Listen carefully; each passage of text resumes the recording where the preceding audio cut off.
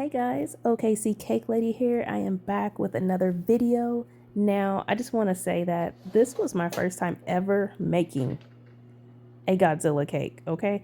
I don't even know anything about Godzilla. Well, now I do because obviously I looked at like 1,000 pictures and studied him and oh, you guys have no idea. I've never actually watched a Godzilla movie. My husband says I've watched 3. I guess that tells you right there. Maybe I just didn't pay attention, but yeah, I don't know much about Godzilla, or I didn't, but now I do. I know he has a star on the Hollywood Walk of Fame. I know that he is supposed to be part whale, part gorilla, or his name originates in Japanese from like basically whale and gorilla.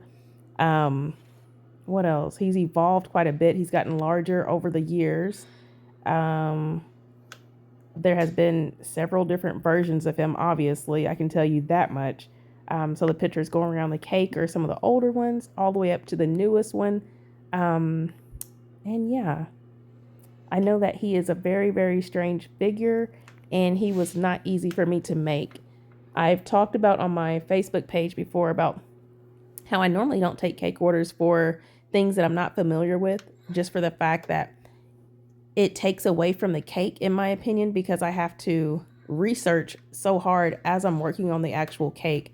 And when I'm researching that hard and trying to carve a cake, it's very, very hard for me. Now, this is just me, obviously, but trying to get shapes right, his head shape right, looking at so many different Godzillas and trying to make sure I'm working off the correct one, trying to look at angles, it's hard.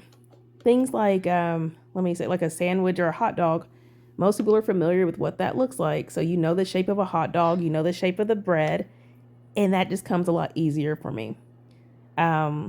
Characters I'm not familiar with, I'd look up how many fingers does he have? What does his teeth actually look like?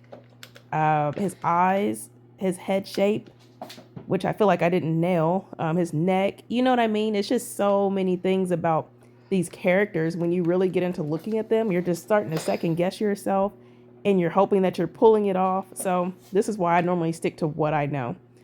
But it was still a really, really fun cake. I loved adding the texture that you see on him right there.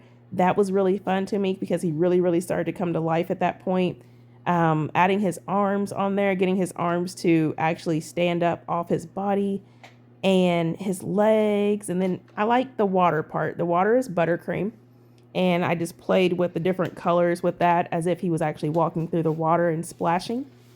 So yeah, just want to give you guys a little bit of a backstory on this cake. I would love if you all would share with anybody that you know that loves Godzilla. Thank you for sharing my work always. I love you guys, and check out more of my videos. Love you guys. Talk to you soon.